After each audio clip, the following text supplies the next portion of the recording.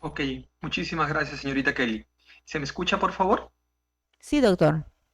Ok, muy bien. Buenos días. Nuevamente felicitar a cada uno de los participantes en este curso de actualización. Siempre es importante cada vez ir renovando los conocimientos e ir aprendiendo cada vez más y más. Un profesional de la salud nunca deja de aprender, ¿correcto? Y todo lo hacemos por el bien de nuestros pacientes. El día de hoy me toca un tema muy importante, un tema trascendental, porque la mayoría de nuestros pacientes van a tener complicaciones ácido-bases e hidroelectrolíticas. El tema se me ha encomendado el día de hoy, bueno, en esta primera hora vamos a hablar de insuficiencia respiratoria y el manejo de la acidosis respiratoria. La acidosis respiratoria es una complicación ácido-base, ¿correcto? Y vamos a ver algunos casos clínicos, les he preparado, y en la segunda hora vamos a ver dos complicaciones de la diabetes, que es la cetoacidosis diabética y el estado hiperosmolar, ¿correcto? Muy bien. Y vamos a iniciar esta disertación con un caso clínico, con el caso clínico de Rosa, ¿no? Rosa es una de nuestras pacientes que la pudimos ver en la unidad de cuidados intensivos, ¿correcto? Sacamos los datos de la historia clínica. Y vamos a ver el caso clínico, por favor, que nos deja muchísimas enseñanzas. Y a propósito de un caso de insuficiencia respiratoria, ¿correcto? Les cuento, Rosa de 36 años, paciente que llegó al hospital 2 de mayo, con un tiempo de enfermedad de 8 días. Inicia su cuadro con fiebre, rinorrea, malestar general, luego se añade dificultad respiratoria y deterioro neurológico, con una escala de Glasgow de 3. La escala de Glasgow es una escala de valoración neurológica. Normalmente las personas, así como nosotros que estamos conectados, lúcidos, tenemos una escala de Glasgow 15. Una escala de Glasgow 13 significa que hay deterioro, compromiso del estado de conciencia, ¿correcto? Y por todas estas complicaciones, ¿no?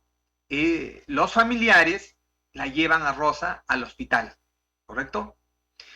Pero todo el equipo, al verla en emergencia, vieron que Rosa se estaba deteriorando. Y como presentaba un mal patrón respiratorio, deterioro neurológico, estaba desaturando, se decide intubar a Rosa y conectarla al ventilador mecánico. Las funciones vitales que presentó al inicio fue frecuencia cardíaca de 123, aumentada, ¿correcto? Está con taquicardia, lo normal es de 60 a 100 latidos por minuto, una frecuencia respiratoria de 35, taquímnica, ¿no? Con taquipnia, porque lo normal de frecuencia respiratoria, ustedes saben, de 14 a 20 aproximadamente en el adulto, una presión arterial de 120-60 y una saturación de 85, disminuida, ¿correcto?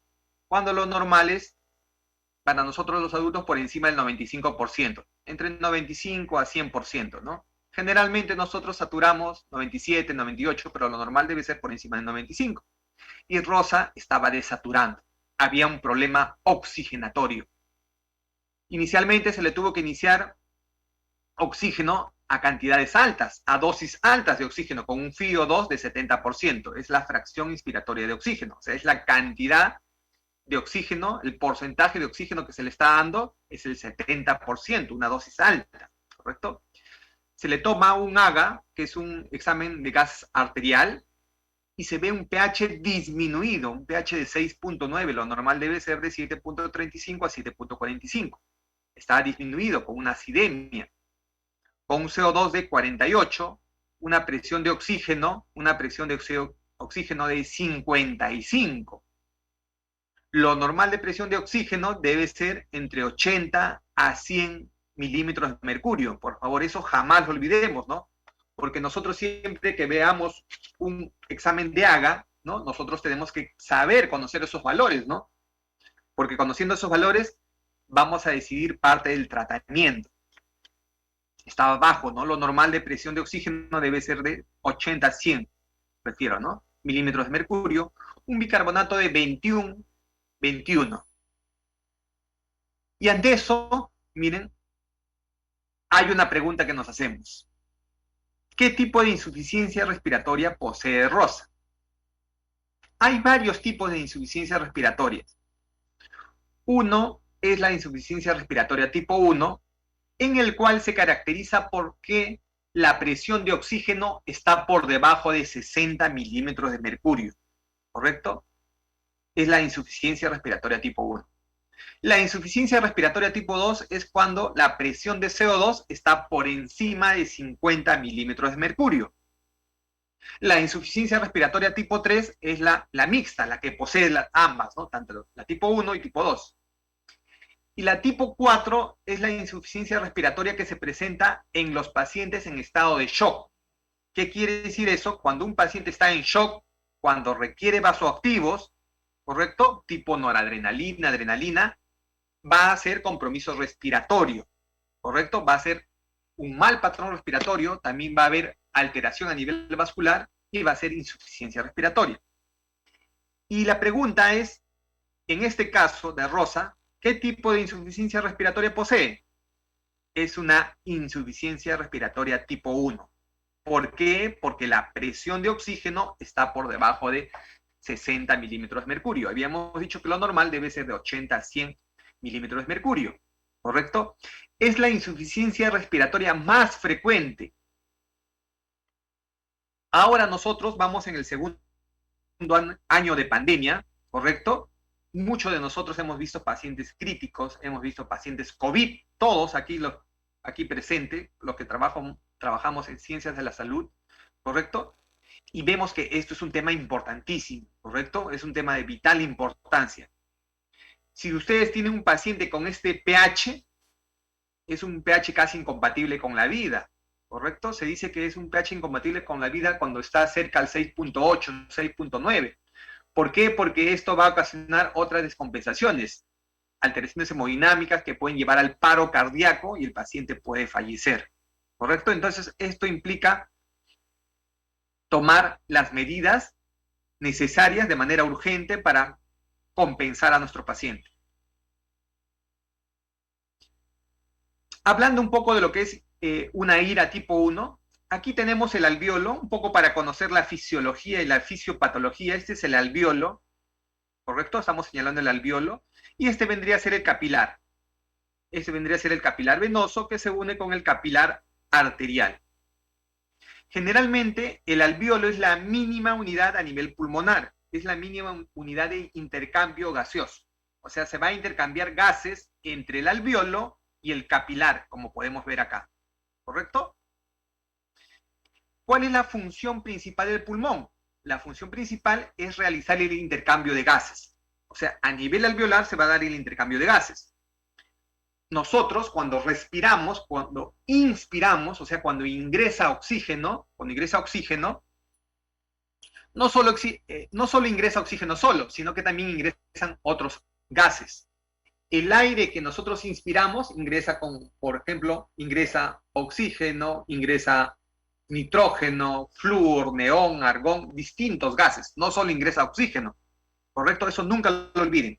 Generalmente el porcentaje de oxígeno que ingresa a nuestros pulmones es el 20 a 21%. El porcentaje.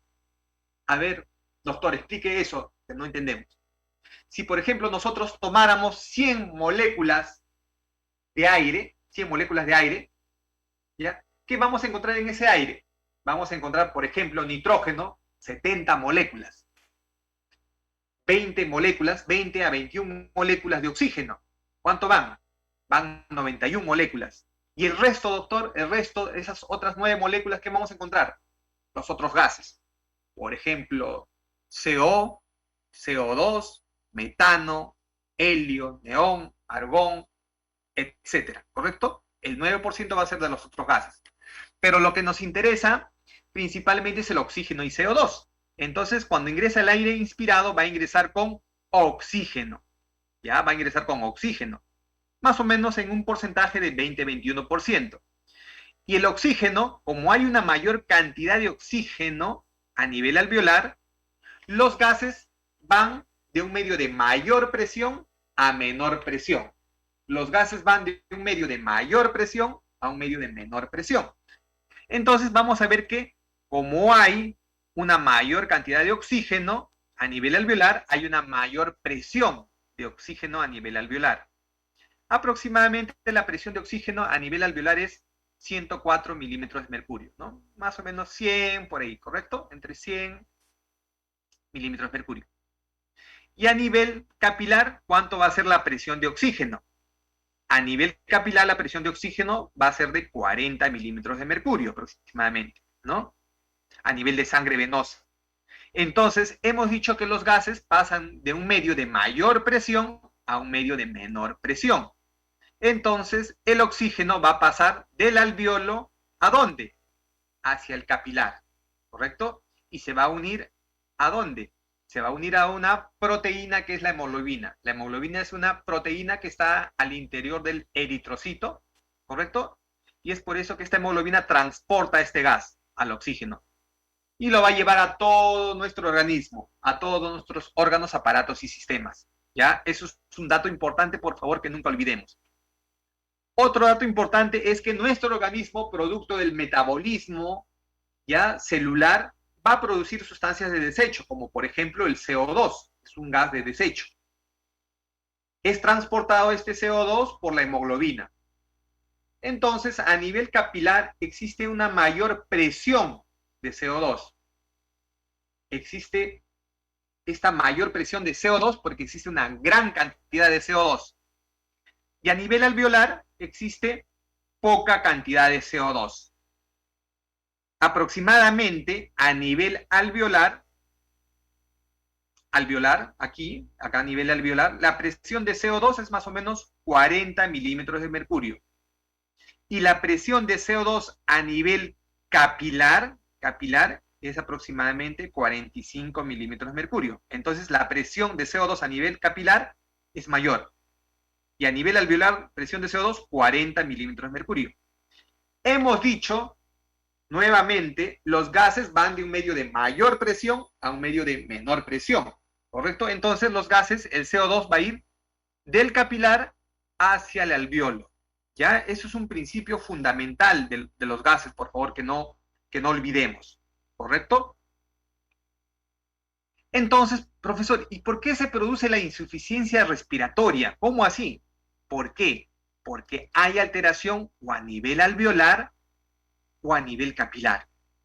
Por ejemplo, en los casos de neumonía, ¿qué es lo que se produce a nivel alveolar? A nivel alveolar hay un acúmulo de diversas sustancias inflamatorias. Por ejemplo, a nivel alveolar se va a llenar de, vamos a poner un ejemplo, vamos para que ustedes puedan entender. Por ejemplo, a nivel alveolar, en una neumonía, hay más proteínas, hay más material hialino, hay células inflamatorias como los leucocitos, hay más células como por ejemplo los eosinófilos, los basófilos, los macrófagos, hay también agua se llena de agua, el agua intersticial, ¿no? Entonces todo el alveolo va a estar copado por material inflamatorio, ¿correcto? En el caso de una neumonía, que puede ser viral, bacteriana, fúngica, etc. Entonces, si hay una gran cantidad de componente inflamatorio, yo pregunto a cada uno de los participantes, ¿habrá un buen intercambio gaseoso? ¿Habrá un buen intercambio gaseoso? No, no va a haber un buen intercambio gaseoso. ¿Por qué? Porque existe ya una alteración a nivel alveolar. Entonces, eso dificulta el pasaje de gases, ¿correcto? Y es por eso que la presión de oxígeno disminuye a nivel capilar. Y entonces, ¿qué podemos hacer para mejorar eso? Dar o suministrar un mayor aporte de oxígeno. Quizás vamos a tener que dar oxígeno por cánula binasal, por máscara Venturi, bolsa de reservorio. Quizás con eso no mejora y muchas veces vamos a tener que también iniciar ventilación mecánica. Entonces, miren, en los alveolos se produce el paso de oxígeno desde el aire a la sangre, ¿correcto? En los alveolos se produce el paso de oxígeno desde el alveolo, ¿no? O del aire hacia la sangre, hacia el capilar. Y el CO2 pasa desde la sangre, del capilar, hacia el alveolo. Es otro principio, ¿no? Que hemos hablado ahora.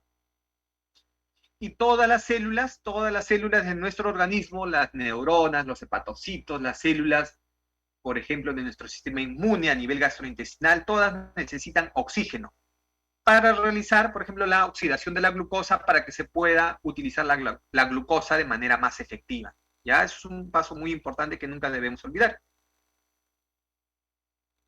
Entonces, el caso de nuestra paciente Rosa era un caso de insuficiencia respiratoria tipo 1, ¿no? En el cual hemos dicho que esta presión de oxígeno debe ser menor a 60 milímetros de mercurio, ¿correcto? También hay una gradiente alveolo arterial, o sea, la diferencia entre la presión, ¿no?, a nivel alveolar y arterial de oxígeno debe ser mayor a 20 milímetros de mercurio. Y doctor, ¿y cómo sabemos eso? ¿Y ese dato de dónde nos sale? Eso nos sale en el examen de AGA, en el examen de gases arteriales, ¿correcto? Ahí lo vamos a ver. Cuando esta gradiente está por encima de 20 milímetros de mercurio y la presión de oxígeno disminuida, menor a 60 milímetros de mercurio, estamos hablando de un caso de insuficiencia respiratoria tipo 1. ¿Y a qué es debido? Miren, esta es una placa normal. Miren, por favor, una radiografía normal. Esos son los pulmones que ustedes ven, esta imagen de negro, ¿correcto? ¿No? Son los pulmones, el pulmón derecho. Esto vendría a ser el pulmón izquierdo. Esto vendría a ser el corazón, la silueta del corazón. ¿Ya? Este es un pulmón normal, radiografía de un pulmón normal. Ahora vamos a ver qué es lo que sucede en un paciente con una neumonía. Miren, por favor, miren. Oh, miren, ¿qué les llama la atención? ¿Están iguales? No, no están iguales, ¿no? No están iguales. Hay una alteración en ambos campos pulmonares. Por ejemplo, este paciente está presentando una radiopacidad en ambos campos pulmonares. Esto es una neumonía severa, ¿correcto? Que compromete los 4 cuadrantes. Esto va a ocasionar una insuficiencia respiratoria tipo 1, con estos criterios, ¿no?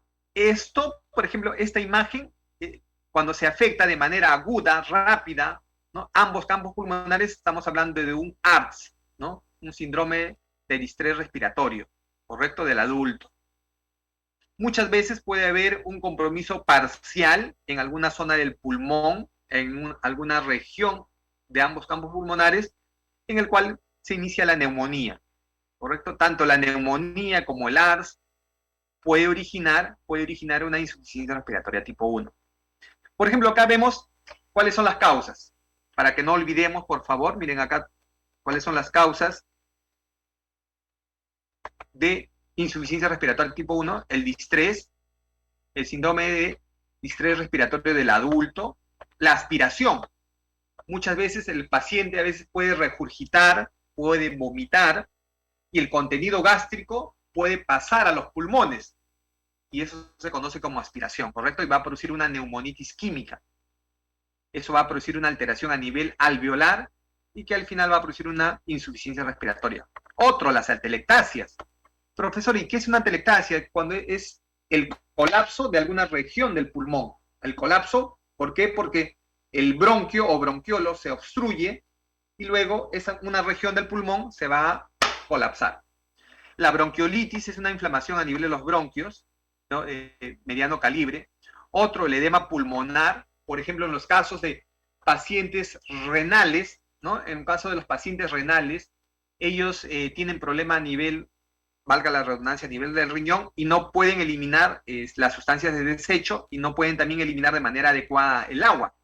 Entonces, si un paciente crítico con enfermedad renal se sobrecarga de líquidos, puede ocasionar una acumulación de líquidos a nivel pulmonar y puede producir un edema pulmonar y esto una insuficiencia respiratoria. Por eso hay que tener mucho cuidado en los pacientes renales, ¿correcto? No hay que sobrecargarlos de líquidos. Otro es el caso de una fibrosis quística, es una enfermedad pulmonar hereditaria en el cual hay alteración a nivel del cromosoma 7. ¿Cuál es la característica de estos pacientes, ¿no?, que producen neumonías a repetición? Neumonías, neumonías, neumonías, neumonías, ¿no?, a nivel pulmonar. Generalmente esos pacientes con esta enfermedad hereditaria, crónica, mueren jóvenes, ¿no? Mueren a los 20, 30 años. Es una enfermedad rara, pero también es importante que ustedes lo sepan. Otro, las enfermedades intersticiales.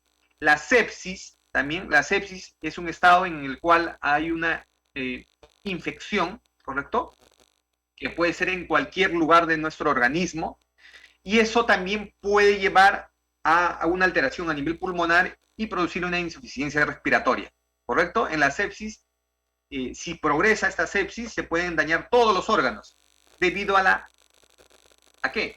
A la respuesta inflamatoria incrementada. Y cuando hay una respuesta inflamatoria incrementada, o sea, se incrementan los leucocitos, por ejemplo, se incrementa la inmunidad celular y humoral, también va a repercutir en daño a nivel pulmonar. Las neumonías severas son causantes de ira tipo 1, ¿no?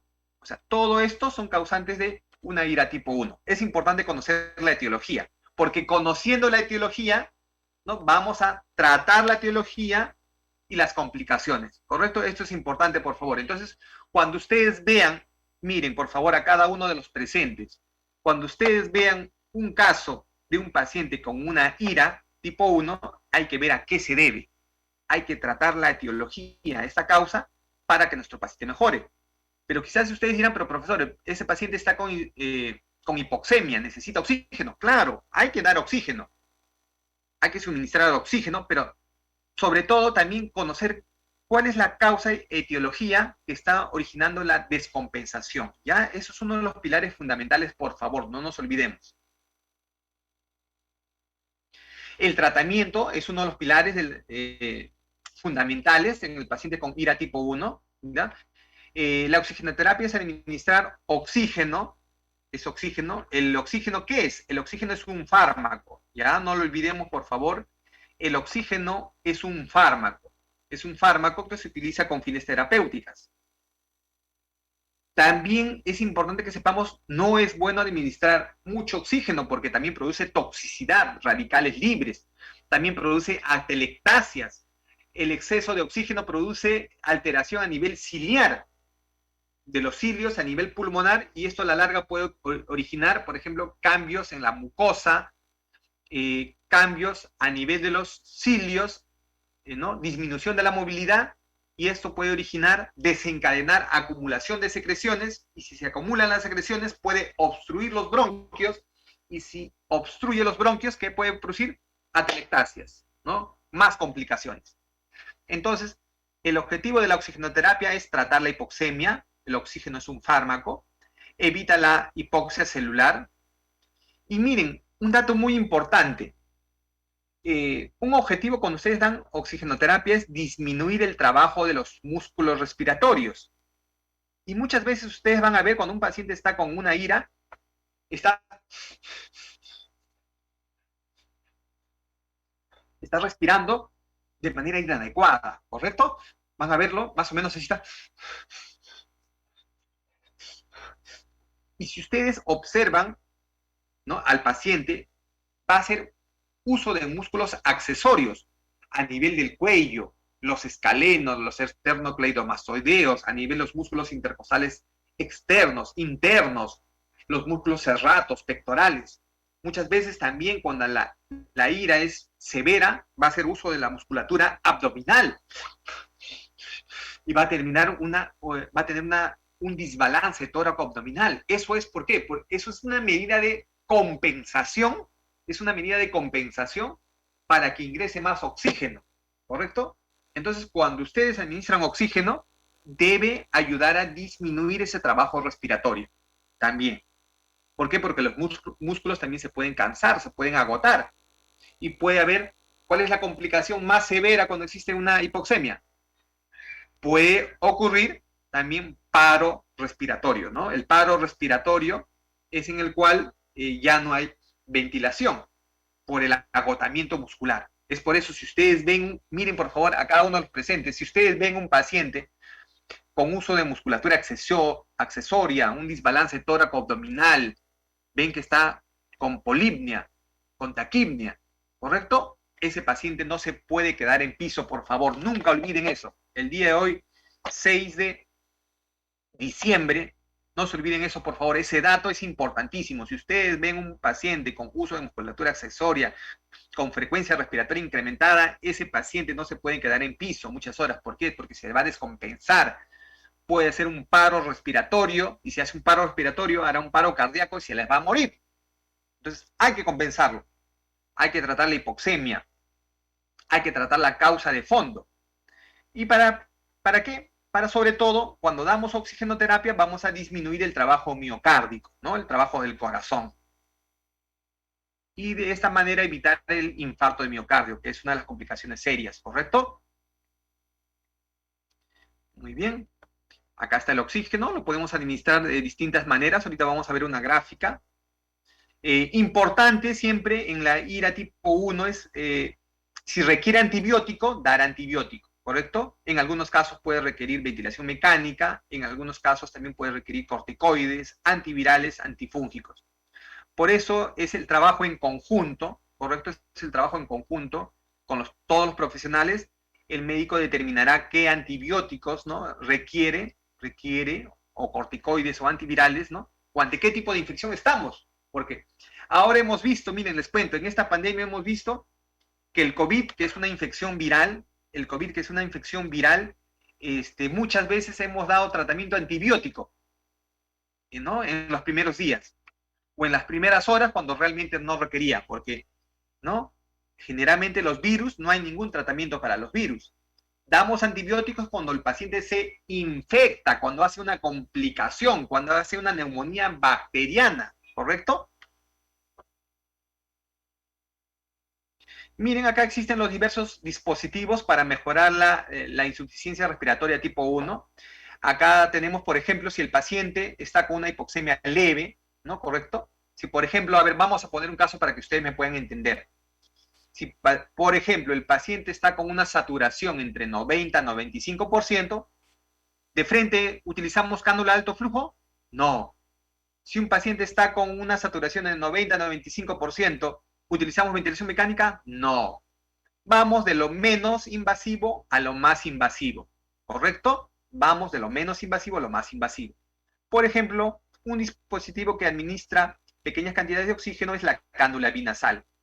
Con esto, con este dispositivo voy a incrementar el FiO2 de 24 a 40%. La cantidad de oxígeno que voy a dar es de 1 a 5 litros por minuto, ¿correcto? De 1 a 5 litros por minuto. La característica de este dispositivo es cómoda, es bien tolerada, generalmente no requiere administrar, generalmente colocarles otros dispositivos, ¿no? Como por ejemplo el sistema de humidificación, ¿correcto? Profesor, ¿cuál es el sistema de humidificación? Por ejemplo esto, ¿no? Este es el sistema de humidificación. Esto se coloca el sistema de humidificación a partir de, ¿no? Cuando nosotros utilizamos 7 u 8 litros, ¿no? de oxígeno por minuto. ¿Por qué utilizamos la modificación? ¿Por qué? Porque si utilizamos oxígeno a dosis altas, esto va a resecar la mucosa. Y si reseca la mucosa puede producir úlceras, lesiones, etc. Entonces, como con la cánula binasal damos de 1 a 5 litros, no requiere modificación, ¿correcto? Pero si el paciente comienza a desaturar más, ¿no? Y no se logra la saturación por encima del 95%, entonces tendremos que ir a otro dispositivo que es la máscara Venturi, ¿no? Con el Venturi podemos dar un FiO2 entre 30 a 50%, ya se va a necesitar mayor cantidad de oxígeno, de 9 a 15 litros por minuto, y ya requiere humidificador, ¿correcto? Porque si no, va a dañar la mucosa de las vías respiratorias. Pero, ¿qué pasa si a pesar que damos Venturi, el paciente sigue desaturando? Está por debajo, la saturación por debajo de 90, ¿no? Y no mejora. Entonces pasamos a otro dispositivo, que es la bolsa de reservorio, ¿no? La bolsa de reservorio, como podemos ver en esta imagen, ¿ya? En el cual vamos a dar una mayor cantidad de oxígeno. Vamos a dar una fracción inspiratoria mayor, de 80-90% de oxígeno. Significa de toda la cantidad de aire que le ingresa, el 80-90% es oxígeno puro, ¿ya? Y el flujo que se administra con la bolsa de reservorio es de 15 litros por minuto, ¿no? Es por eso que se requieren, se agotan, ¿no? Se agotan los balones de oxígeno. Por ejemplo, un paciente que esté con bolsa de reservorio en su casa, se va a incrementar, se van a necesitar muchos balones de oxígeno, ¿no? Generalmente ya cuando un paciente está con bolsa de reservorio, máscara Venturi, ya requiere ir al hospital, ¿correcto? Se puede manejar un paciente en casa, en la época de pandemia, vimos, ¿no? Cuando está con cánula binasal, pero si ya requiere mayores cantidades de oxígeno, ya requiere un manejo a nivel hospitalario. Pero ¿qué pasa si no tolera el paciente con bolsa de reservorio? Sigue desaturando, hace uso de músculos accesorios, ¿no? Entonces va a pasar a otro dispositivo, ¿no? Otro dispositivo mecánico, ¿no? Que es la cánula de alto flujo, como pueden ver, que se le va a administrar una mayor cantidad de oxígeno y esto lo va ya a brindar un dispositivo mecánico, ventilador, ¿no? El FiO2 que se puede llegar es de 21 al 100%, podemos llegar hasta 100% de oxígeno, o sea, se le puede dar hasta el 100% de oxígeno, y la cantidad de oxígeno que se va a requerir es 60 litros por minuto. ¡Wow! Eso consume una gran cantidad de oxígeno.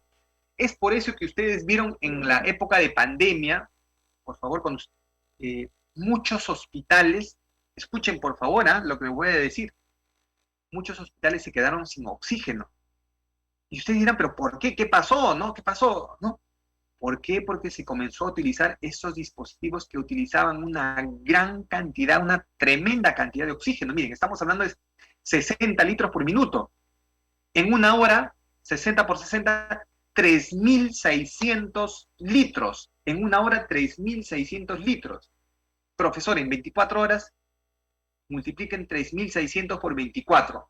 Más o menos estamos hablando de casi más de 70.000, 80.000 litros en un día.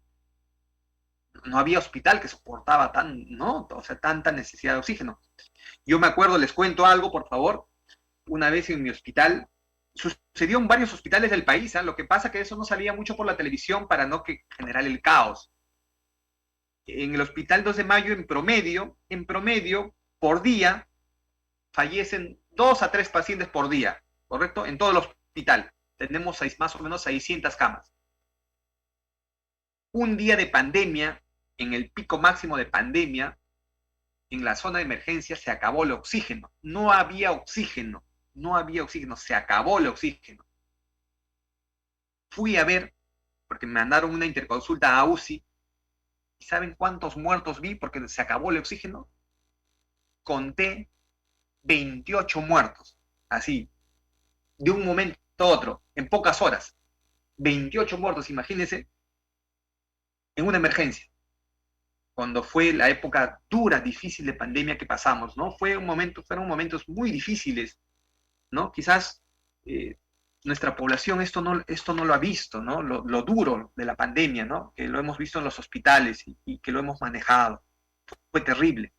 Y eso sucedió en muchos hospitales, ¿no? Se acabaron el oxígeno, ¿no? Se acabó el oxígeno, ¿no? Porque no había hospital que soportaba, porque el consumo era, ¿no? Masivo, porque estas máquinas requieren gran cantidad de oxígeno. Y si el paciente ya no mejora con esta cánula de alto flujo, puede requerir ya entonces ventilación mecánica, ¿no? Damos FiO2 de 21 a 100%, requiere altas concentraciones de oxígeno. Por ejemplo, el ventilador mecánico va a utilizar de 70 a 90 litros por minuto. ¿Correcto? Miren, esta es una gráfica que la he elaborado para mostrarnos, ¿no? A mayor cantidad o necesidades de oxígeno, miren los dispositivos que voy a utilizar. ¿Correcto? Entonces, continuamos. Hay otra IRA, otra insuficiencia respiratoria aguda, que es la tipo 2. Les había mencionado, es cuando ya tiene que ver ya con la presión arterial de CO2. P es presión, A minúscula arterial de CO2. La IRA tipo 2 cuando la presión arterial de CO2 está aumentada, mayor a 50 milímetros de mercurio. Lo normal de CO2, no se olviden, lo normal de CO2 es 40, ¿no? 40, no se olviden la edad del médico que le está dictando ahora, 40 años, ¿correcto? 40 más menos 5. O sea, el CO2 normalmente va desde 35 a 45, de 35 a 45. Y eso es importante porque ustedes lo conozcan, porque imaginemos que ustedes reciben un AGA y este AGA está con un CO2 alterado, con un pH alterado. ¿Ustedes se van a quedar así? No, pues avisamos a todo el equipo, avisamos al médico tratante, doctor, mire, este paciente está con este AGA alterado, este CO2 alterado, ¿qué vamos a hacer? ¿Cuáles son las medidas de tratamiento ante esto? ¿Correcto? Esto es para alertar, para monitorizar, para chequear, para tomar acciones, y es importantísimo que lo conozcamos, ¿ya? Y generalmente cuando la presión de CO2, cuando la presión de CO2 está aumentado, va a producir alteraciones a nivel del pH. El pH va a estar por debajo de 7.35. Lo normal de pH es de 7.35 a 7.45. Entonces, si el pH baja, va a producir acidemia. Y la acidemia va a conllevar ¿a qué? Va a conllevar a otras alteraciones a nivel neurológico, a nivel cardiovascular, a nivel hemodinámico. Por ejemplo, a nivel cardiovascular va a producir más arritmias y estas arritmias pueden llevar al paro. ¿Correcto? Entonces, por eso es importante corregir esa alteración ácido-base. Generalmente la IRA tipo 2 es una insuficiencia respiratoria ventilatoria. ¿Qué significa? Que hay problema a nivel de la caja torácica. Generalmente no hay problema a nivel pulmonar, a nivel de los pulmones, a nivel alveolar, ¿no?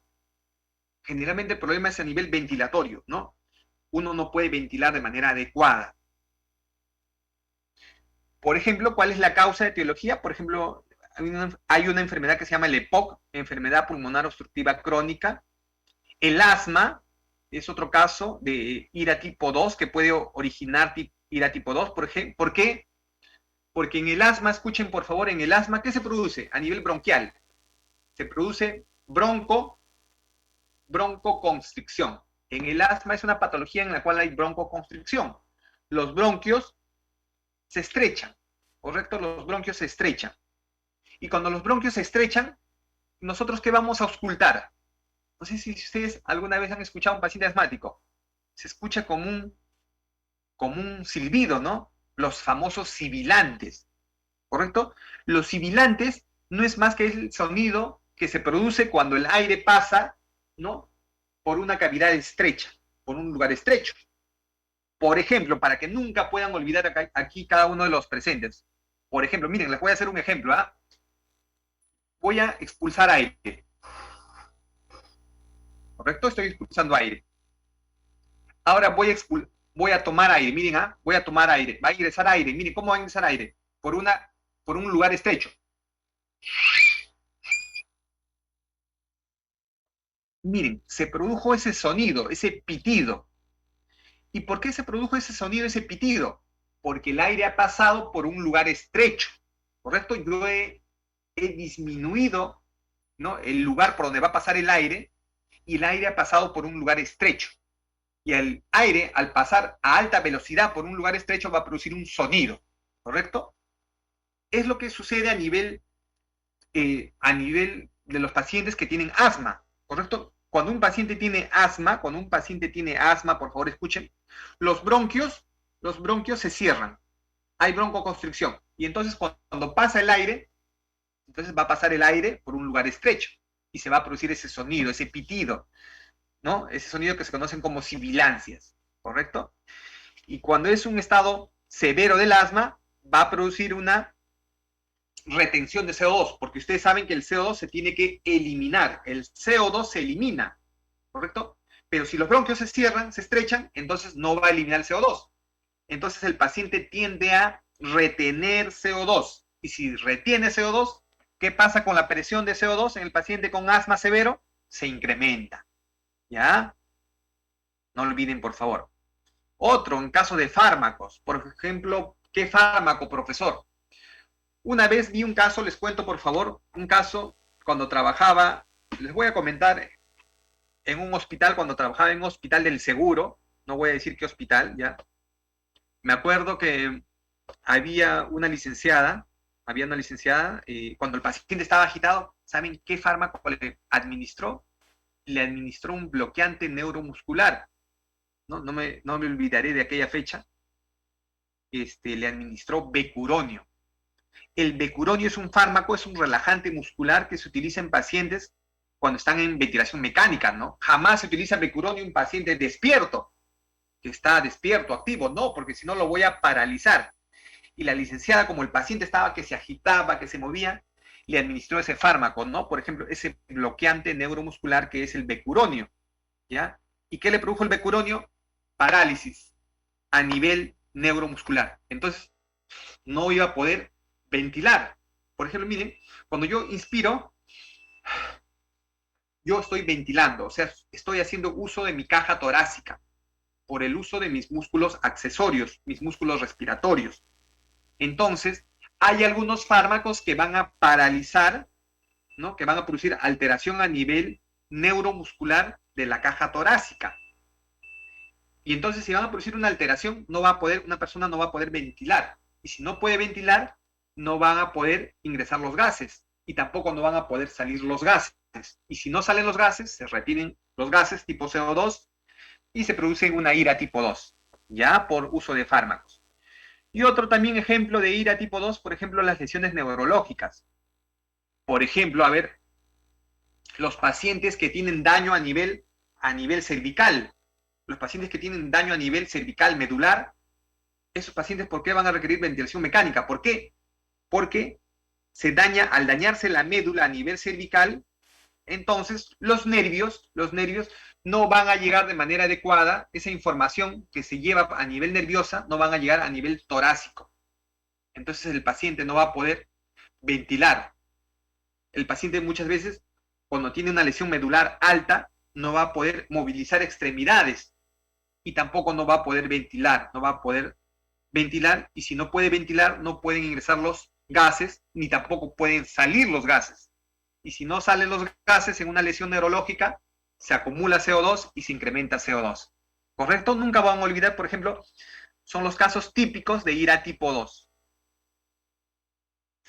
¿Y cuál es el tratamiento? El tratamiento, miren, el pilar fundamental, lo he puesto acá, es tratar la enfermedad de fondo.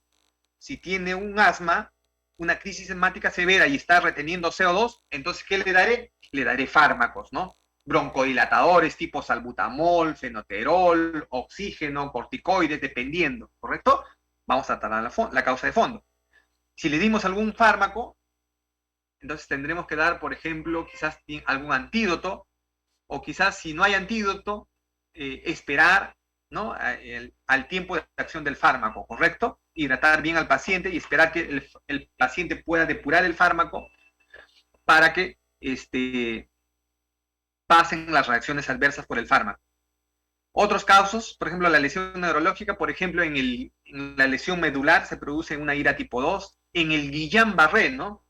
En el Guillain-Barré es una enfermedad, es una polineuropatía en el cual puede haber uso a nivel ventilatorio y pueden requerir ventilación mecánica, ¿correcto? El paciente con Guillain-Barré, con miastenia, que llega a la ventilación mecánica, es un típico ejemplo de ira tipo 2, en el cual va a retener CO2. ¿Cuál será el tratamiento? Darle aquel fármaco o sustancia para revertir el Guillain-Barré, ¿no? ¿Y cuál es el tratamiento para el Guillain-Barré? Por ejemplo, plasmaféresis o inmunoglobulina, ¿correcto? Esos pacientes en Guillain-Barré o en miastenia van a mejorar después de muchas semanas, ¿no? La mejoría no va a ser inmediata, va a demorar bastante tiempo. Miren, acá tenemos otro caso, el caso clínico de Raida. Miren, por favor, interesante, ya nos falta poco, por favor. Raida, paciente de... miren, esta es una foto que vimos a Raida, ¿correcto? De hace muchos años, es una foto de quien les habla, ya de hace 26 años, hace muchos años, estaba cuando recién comenzaba, ¿no? Raida es la que tiene 26 años. Raida, de 26 años, acude a emergencia del Hospital Nacional 2 de Mayo con antecedentes de asma, ¿no? Hace 10 años. 5 días antes de su cuadro, ¿no? ¿Cómo inició? Con resfrío, estornudos, rinorrea. 2 días antes de su ingreso, presentó tos productiva, amarillenta, dificultad respiratoria, sensación de falta de aire, sibilancias, ya explicábamos, ¿no? Motivo por el cual se automedica, ¿no? Con inhaladores tipo salbutamol, que es un broncodilatador. El salbutamol es un broncodilatador, ¿correcto? Bromuro hipertropio también es un broncodilatador, pero de menor acción. 2 horas antes de su ingreso, ¿no? Se intensificó la dificultad respiratoria, no respondía a inhaladores, se colocaba inhaladores, no mejoraba, le faltaba el aire. Esposo ya la nota cianótica en labios, ¿no? Esa coloración violácea a nivel de los labios, a nivel de extremidades, ¿no? Que nos dice que el paciente está peor, ¿correcto? Motivo por el cual la llevan a emergencia e ingresa a una unidad de cuidados intensivos. Entonces, ¿Qué alteración respiratoria presentó Raida? Presentó una ira de tipo, probablemente, una ira de tipo 2, ¿no? Una ira probablemente de tipo 2, ¿no? En el cual hacen retención de CO2 porque es un paciente asmático. Un paciente asmático también va a presentar hipoxemia, va a presentar desaturación, pero principalmente cuando es un asma severa, retienen CO2. Y al retener de CO2, cuando la presión de CO2 es mayor a 50 milímetros de mercurio, ¿no? Estaríamos hablando de una ira tipo 2. ¿Qué alteración ácido-base y gasométrica presenta Raida? Como hace un acúmulo de CO2, eso va a presentar, ¿no? La acidosis respiratoria, ¿no? La complicación es la acidosis respiratoria. ¿Y cuál es la fisiopatología del asma? Miren, acá vamos a ver rápidamente cuál es la fisiopatología del asma. Generalmente, cuando un paciente tiene un ataque agudo de asma, tiene factores etiológicos, como por ejemplo un resfrío por una infección viral, puede ser por un coronavirus, un virus Coxsackie, un virus Haemophilus. Un asma bronquial también se puede exacerbar por inhalación de polvo, de polen, consumo de ciertos alimentos, pescados, mariscos, picadura de algunos insectos, ¿no? El pelo de algunos animales como el pelo del gato, del perro, el polvo o algunos fármacos, ¿no? Algunos fármacos también pueden exacerbar, producir espasmo bronquial. Me acuerdo un día, les cuento, un día mi hija, Milagros, mi hija mayor Milagros estaba con un poco de dolor de espalda, ¿no? Había hecho muchos ejercicios. Me dice, papá, me duele mucho la espalda. Entonces le dije, le administré ibuprofeno para que tomara ibuprofeno. Y después que tomó ibuprofeno, que es un AINE para el dolor, comenzó a sentir dificultad respiratoria, le faltaba el aire y estaba haciendo sibilantes. Entonces presentó una complicación, una reacción adversa por el fármaco, estaba haciendo un broncoespasmo por los AINES. Los AINES también pueden producir broncoespasmo, ¿correcto? Hay algunos fármacos que pueden exacerbar las crisis asmáticas, ¿ya? Entonces tiene que haber un agente, un estímulo. Y este estímulo que va a ocasionar una activación celular incrementan las células inflamatorias, los basófilos, eosinófilos, los linfocitos, y al incrementarse esas células inflamatorias, ¿qué va a incrementarse? La respuesta humoral, se incrementan las interleuquinas, la histamina, el mastocito, los leucotrienos, que son sustancias que incrementan la respuesta inflamatoria, o sea, va a ocurrir más inflamación a nivel pulmonar. Estos son los mediadores de la inflamación. ¿Y qué van a ocasionar estos mediadores de la inflamación? Cambios en la vía aérea. Profesor, ¿qué cambios en la vía aérea? Por ejemplo, miren esta foto. Este es un bronquio normal. Miren, por favor, las paredes de este bronquio. Miren las paredes de este bronquio. Este es un bronquio normal. Y esta es la luz normal. Y este es un paciente con un bronquio con inflamación, ¿ya? Con cambios en la vía aérea. La pared se ha engrosado, está más inflamada, ¿no? ¿Y cómo está la luz bronquial? La luz bronquial está disminuida.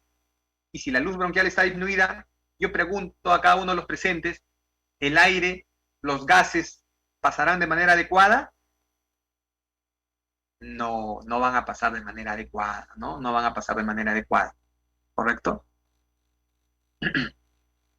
Y al final, todos estos cambios en la vía aérea por mayor inflamación, por el incremento de mediadores de la inflamación y activación celular, que va a producir obstrucción de la vía aérea, la obstrucción de la vía aérea. Y esta obstrucción de la vía aérea que va a causar retención de CO2, y esta retención de CO2 que va a producir acidosis respiratoria, y esta acidosis respiratoria trae cambios en el pH, ¿correcto? ¿No? Miren, interesante. ¿Y qué es la acidosis respiratoria? Es una complicación ácido-base en el cual hay un incremento de los niveles de CO2, la presión de CO2 está incrementada, ¿ya? Miren, por ejemplo, acá podemos ver la acidosis respiratoria, ¿no? ¿Cuáles son las causas? ¿Qué enfermedades causan acidosis respiratoria, no? Cuando ustedes vean un paciente en un AGA que presenta acidosis respiratoria, o sea, retención de CO2, retención, aumento de la presión de CO2, esos generalmente se deben por alguna complicación de algunas de estas enfermedades. Obstrucción del flujo aéreo, asma, neumotórax, uso de fármacos, alteraciones neuromusculares tipo Guillain-Barré, miastenia, ¿correcto? Entonces hay que tratar esto. ¿Y cuáles son las manifestaciones clínicas? ¿Qué es lo que ustedes van a ver en el paciente? Se va a incrementar a nivel del AGA los niveles de presión de CO2, ¿correcto?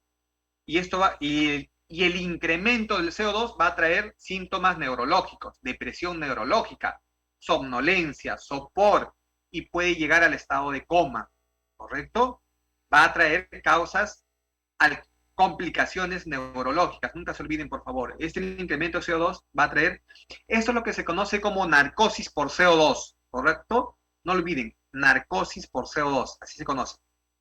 Profesor, ¿qué es eso de la narcosis por CO2? Son las alteraciones a nivel neurológico que se producen por el incremento de CO2. También puede haber ingurgitación de los vasos retinianos, papiledema, y también puede originar hipertensión pulmonar, ¿no? Y el cor pulmonar. Son alteraciones a nivel pulmonar. ¿Y cuál será el tratamiento? El tratamiento es dirigirse a la enfermedad causal. Muchas veces puede requerir broncodilatadores, ¿no? Muchas veces puede requerir oxigenoterapia, como ya hemos visto. Puede en algunos casos requerir corticoides, si el médico lo indica. E incluso también, dependiendo del caso, puede requerir ventilación mecánica. Por ejemplo, miren, acá vemos un paciente, este es un AGA de un paciente, miren, para que ustedes puedan ver. Su pH, ¿cómo está su pH? ¿Su pH está normal?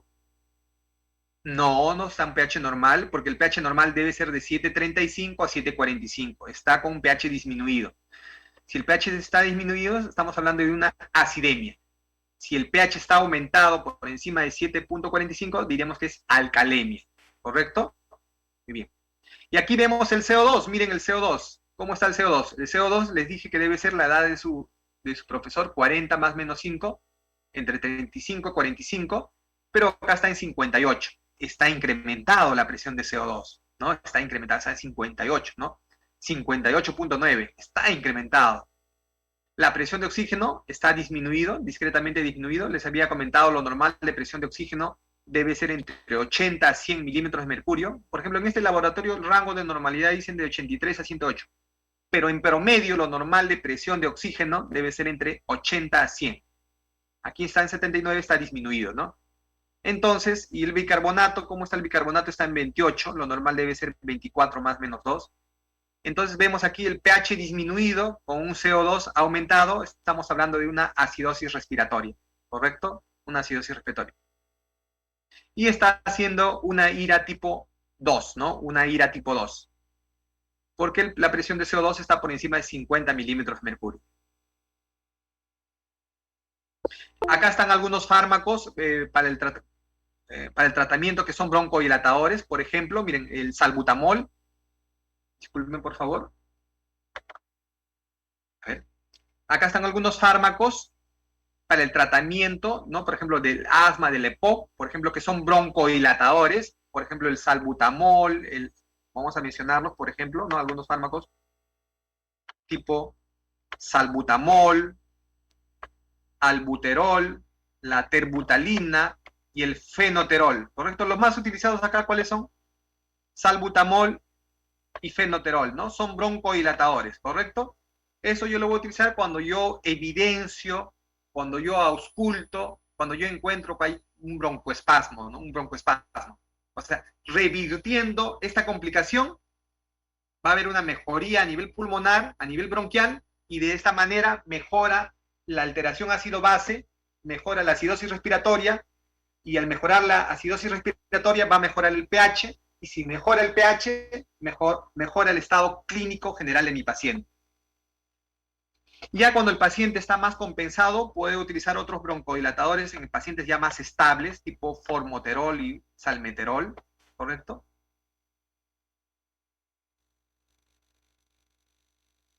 Por ejemplo, en la parte 2 del caso de Raida, miren, ya estamos terminando las últimas diapositivas de esta primera parte. Al llegar a emergencia, Raida estuvo con una escala de Glasgow 13, hubo deterioro neurológico, dificultad respiratoria marcada, un tórax silente. Ya esto es la complicación final, cuando el paciente ya no puede ventilar, ya está muy grave, presenta un tórax silente, ya no se ausculta nada. Eso ya es muy severo. funciones vitales, respiratoria 38, taquicárdica, frecuencia cardíaca 135, hipotensa, mira, ya se está hipotensando 80-60, saturación 85%, se le tomó un AGA a Raida, pH 7.1, ¿no?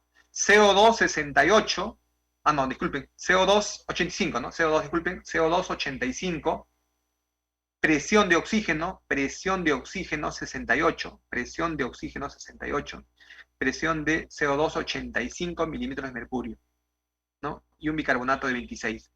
Entonces aquí Raida, por el antecedente de asma, está presentando una retención de CO2 que está haciendo alteración neurológica, y ante eso, alteración neurológica con un pH por debajo de 7.25, con un incremento de CO2 por encima de 60, 70, es criterio para ventilación mecánica, ¿ya?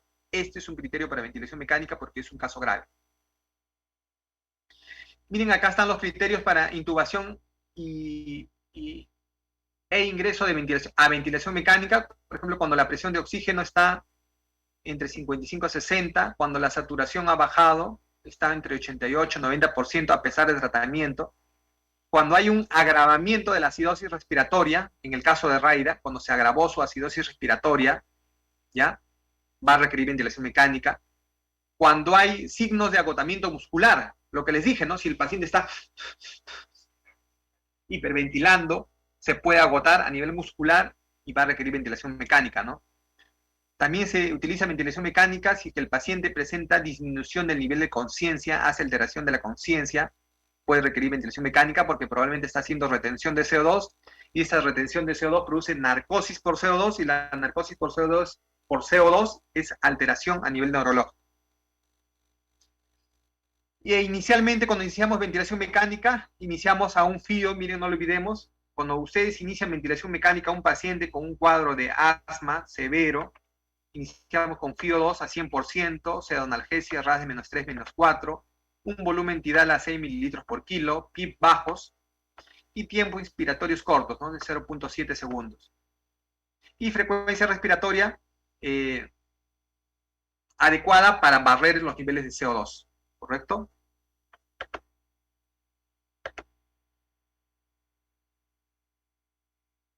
¿Mediante qué maniobras en el ventilador mecánico? Eso ya estamos haciéndolo un poco más complejo.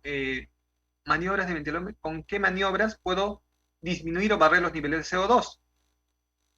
Por ejemplo, acá tenemos un ventilador un poco antiguo, en algunos hospitales lo tienen, el ventilador Vela, en cual el paciente está en presión asistida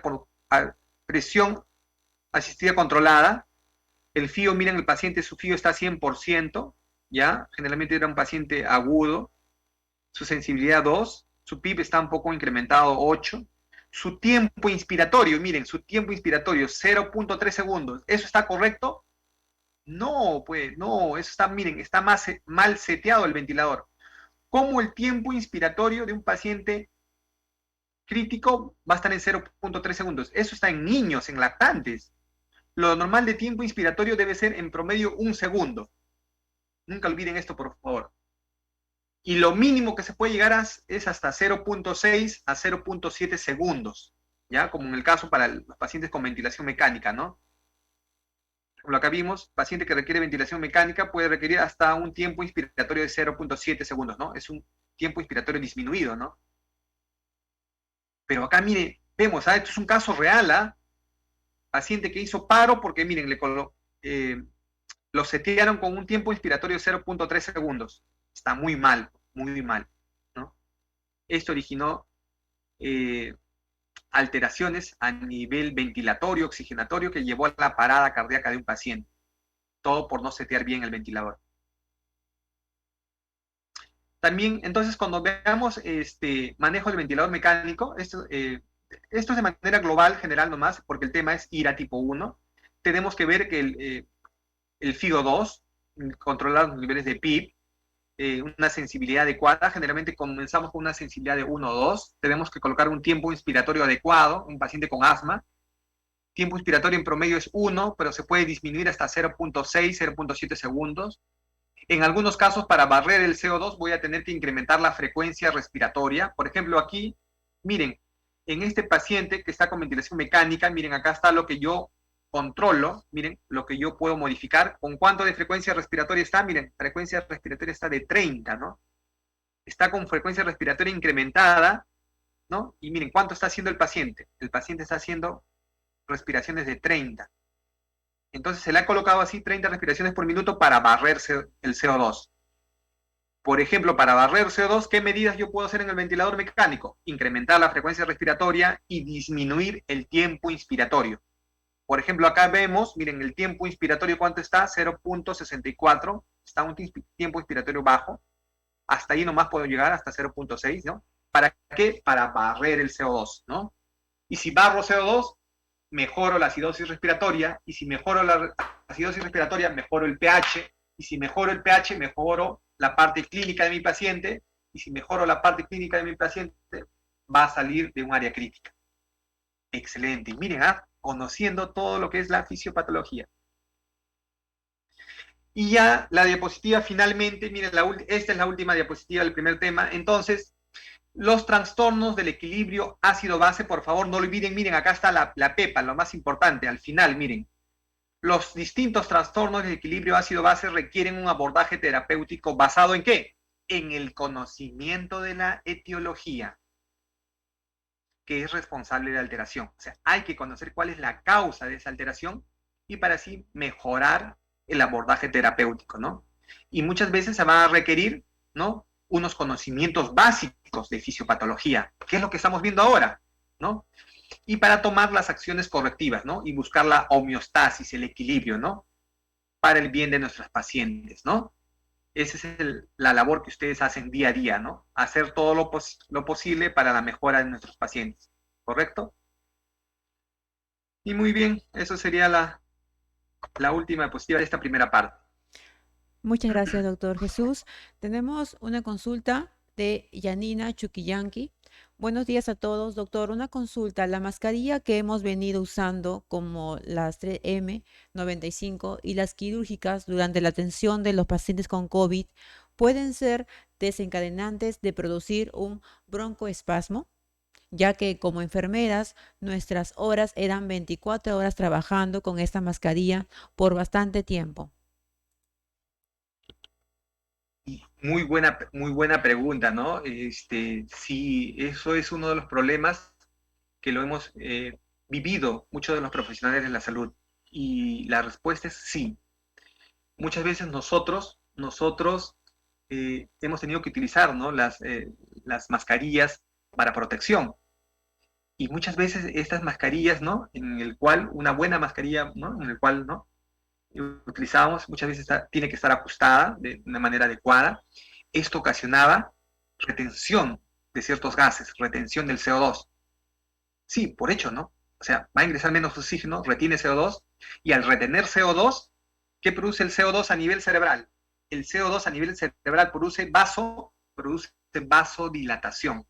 Y al producir vasodilatación, ¿qué va a producir? Incremento de la presión intracraneana y también producir dolor, cefalea. Es por eso que algunas personas, ¿no?, después de muchas horas salían cansados, agotados, con cefalea terrible, dolor de cabeza, malestar general, ¿no? Así es, ¿no? ¿Lo han sentido o no? Lo han sentido, lo hemos sentido, lo hemos vivido, ¿no? ¿No? ¿No? Con dolor de cabeza, malestar general, seríamos agotados, ¿no?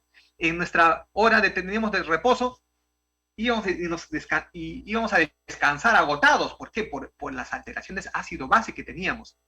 Lo que pasa que quizás no nos hemos, o sea, no hay estudios en cuanto a eso, ¿no? Pero sí hemos hecho. Porque imagínense si se supiera eso, ¿no? Todos los profesionales de la salud no trabajarían, ¿no? Entonces, ¿no? ¿No? Pero sí, ¿no? Por eso que ya poco a poco, comenzando la pandemia, ¿no? Ya pasando la pandemia, la primera hora, la segunda hora, ¿no? Ya teníamos nuestro tiempo de reposo, ¿no? Para poder reposar, ¿no? Para poder mejorar, ¿correcto? Pero sí se produjo alteraciones, ha sido base, ¿no? Pero claro que no tan severas, ¿ya? No tan severas, porque si no tenemos comorbilidades, nuestro organismo va a tratar de compensar, Pero hay algunos casos de algunos pacientes o de algunos trabajadores de la salud que cuando estaban con sus mascarillas y por ahí tenían un antecedente, por ejemplo, de asma, hipertensión, diabetes, etcétera, ¿no? Eso era un desencadenante y después se complicaban, ¿no? Estaban con sus crisis asmáticas, etcétera. Sí, se complicaban. Sí lo hemos visto, ¿no? Y sí puede originar eso, ¿no? Muy bien. Muchas gracias. La participante, a ver un momento, por favor. Han levantado la manito. Ok. Buenos días, licenciado o licenciada. Puede hacer su participación activando su micrófono.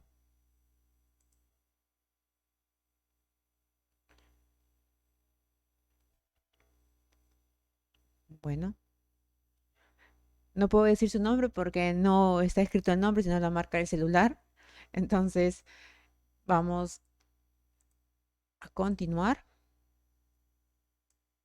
Bueno, acá Cleo también afirma lo que usted acaba de indicar, doctora, en relación al uso de la mascarilla.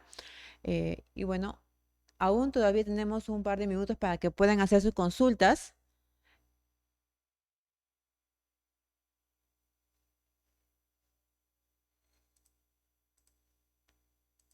Bien. Doctor, no hay consultas. Podemos continuar con su siguiente tema.